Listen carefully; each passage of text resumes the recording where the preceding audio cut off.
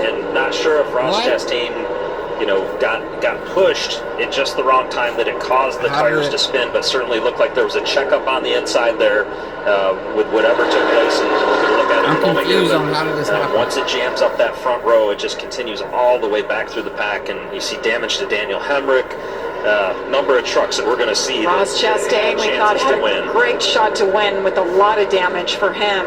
Hey, remember number 7, who we said we're still going to win?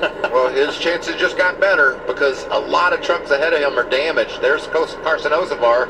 Looks like he came through that unscathed. What happened exactly? There's going to be a lot of trucks have to go to pit road. I'm confused. This is a mess. I'm confused. This is he was going to be doing later on in the season. Right now, currently shown as the leader here, and thought it would maybe take a few races when we talked about it earlier today. But great day. Infield's packed. We're getting ready to side this thing.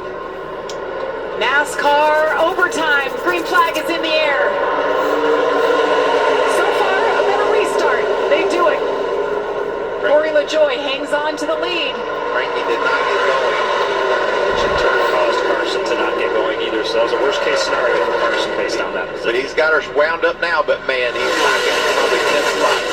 Oh! Hard lick. It was hard contact. Looks like the fastest part of the corner, too. See if he can keep that thing pointed in the right direction. Look at Corey LaJoie trying to do the best blocking job he's ever done. Oh! Left front goes down for Hemrick. He hits the outside wall. Caution. Caution is out. We're going to do it again. And I was just getting ready to say it appears that tire for Hemrick was going to hold up. It made it through 1 and 2, but as they got up to speed, it was exactly what we saw there as our cameras were picking that up. It looked like the clearances were going to be very tough, and we saw it in real time there. Nothing the driver can do when that happens other than just hold on. Let's park it. Yeah, park it. What the heck? And we hope you enjoyed today's broadcast. I'm confused on what all is happening. I think Corey LaJoie will go to the top. There you see the chance box. There goes Carson Ozavar up to row 3. I think he was really happy when he saw Stuart. Here we go. Nice smooth start so far. Yes, it is. Carson Ozavar jumps to the bottom. 2 laps to go here. Grant Enfinger ducking to the inside of Corey LaJoie, and he clears him just like that. Here comes Ben Rhodes in the 99.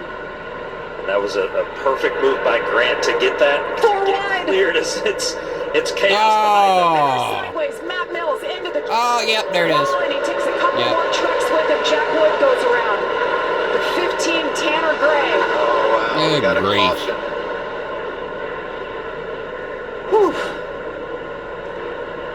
Grant Enfinger as the leader. Woo. All right, here we go. Pace truck is off. Once again, Grant Enfinger, Corey LaJoie is behind him this time, as noted.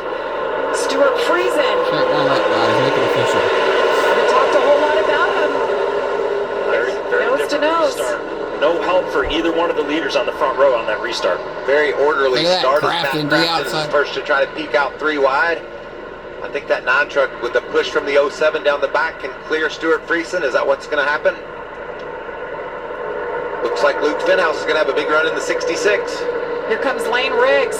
See him just come into the picture. The 34 truck behind Matt Crafton in the 88. Give Stuart Frison the edge.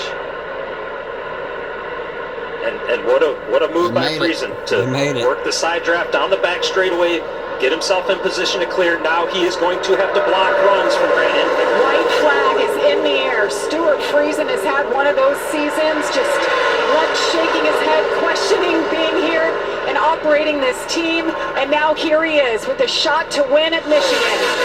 It's been 5 years since the Craftsman Truck Series has raced here. Look at this lineup. Stuart Frison, Grant Enfinger wants it. And then you have the youngster back there. Luke Fenhouse started on pole in the 66. What a career day it has been for him. Ben Rhodes is there. Checkered flag is about to wave for Stuart Frison. Didn't talk about him all day, and here he is. Hangs on and he wins it. Stuart Frison. Wow. Guys, we talked about win and you were in. We talked talked about the volatility of the cutoff line, and Stuart Frison just made it even more volatile. What a job by him and his team to put himself in position. And we got to look at that choose cone at the end of the race and really think back to that. They gave him that inside lane. They gave him that. He made the most of it. Wow, how did he execute that? We didn't see the speed out of this truck all day, but when it mattered, Stuart executed. That was so fun to watch. The 41-year-old Stuart Frison breaks a 72-race winless streak. What a shot in the arm for this team. That was cool. I just didn't see him having the speed to pull that off, and man. Well, Stuart did a nice job of getting through the gears, right, and staying even with Grant Enfinger as they came to get the green and went into turn one, and it was side drafting back and forth down the back straightaway after that. Once he stayed even with them when they got to the back straightaway, that was ultimately the difference. Gonna burn it down. There's Jake with the great shots. Cameraman Jake on the move. Get right in there and get you some action. Stuart